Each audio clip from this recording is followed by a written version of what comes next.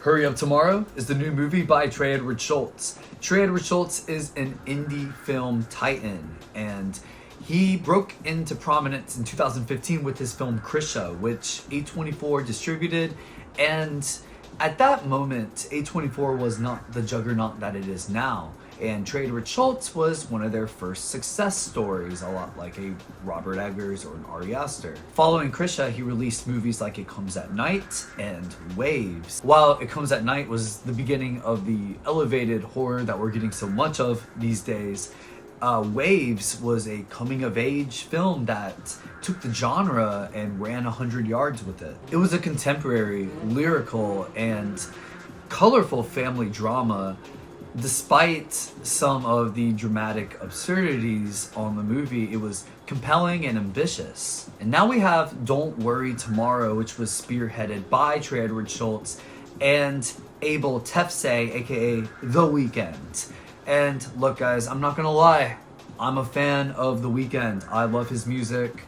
I saw him live back at his first tour in 2012, and I've been a fan ever since. Though I'll admit his road to the big screen has been a peculiar one. His acting debut was on Josh and Benny Safdie's Uncut Gems, playing a version of himself, and this led to a bloated and universally panned HBO and A24 limited series called The Idol, which I actually really liked. Not only did I find the filmmaking on that show to be unapologetic, glitzy, and Altman inspired, but I actually enjoyed Abel Tesfae as a performer. I found his take on this vapid and lucky producer that gets way in over his head to be pretty amusing. The show didn't quite stick its landing, but I appreciate where the darkness went on here.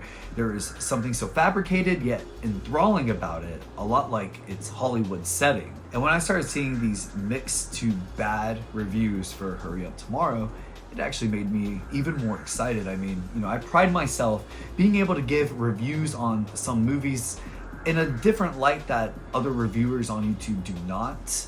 But, yeah, alas, not good. Not a good movie. I mean, really, what happened here? This movie is rough. And I'm not happy to say that because clearly this movie is filled with a creative team, but nobody feels challenged here, especially an audience. This movie follows a fictionalized version of The Weeknd, who is lovesick and too stressed out to sing through his tour, but things suddenly change when he meets this brown-eyed fatale played by Jenna Ortega. I think the biggest problem this movie has is none of these characters are interesting. They try to throw puzzle pieces on who this Jenna Ortega character is, but she is really just your default bipolar crazy fan that met her hero. On here they try humanizing him. The whole, oh, just because he's a pop star doesn't mean he's still not a human. Of course. They portray him a lot like how he portrays himself on his music. How he's manipulative and kind of edgy, but he's also sort of a simp too. There's this amusing sequence where Jenna's character is bringing up all of Abel's music and deep diving into it, talking about what it means to her and why she thinks he wrote that song. And it's moments like these that the movie is at its best, when it gives into the meta and plays around with it. Because otherwise, this movie takes itself way too serious. It's tough to connect to The Weeknd as a character because he is very obsessed with this off-screen girl portrayed by Riley Keough that we never really learn anything about. And it's not like that's needed, but Abel is just not strong enough as an actor to carry a movie like this on his back. And with this being about The Weeknd, starring The Weeknd, it just feels so wrapped in vanity. When watching this movie, I thought about what if Abel played a character channeling like an early Jon Favreau. And I know that might sound like a red herring, but I say that because I think Abel does have potential. I just don't think any of these roles that he's done has opened any kind of floodgate yet. What is holding this together is director Trey Edward Shults, who fills in directing, co-writing, and editing duties here. His long takes and signature circular pan shot in automobiles appear gloriously here. And you can tell that the team felt inspired by a lot of things making this movie, particularly a sequence that remind me a lot of Silent Hill 2. Also, I kept thinking of the Spike Jonze, Kanye West short film. In some ways, this could have been a full-length version of that. I think it's worth mentioning right-hand Weeknd collaborator and popular IDM wizard, One No Tricks Point Never, does the music on this movie, and it really is awesome.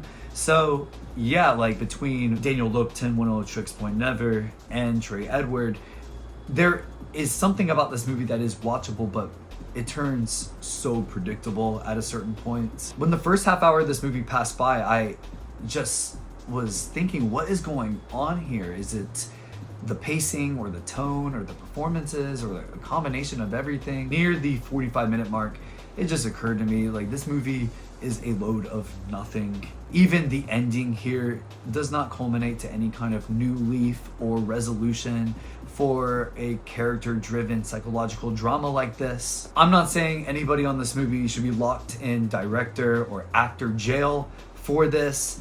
I just hope that they look at everything as a learning experience and continue to challenge themselves with this medium. Until then, I would give Hurry Up Tomorrow a 4.6. It is released by Lionsgate and in theaters everywhere. Thank you for watching.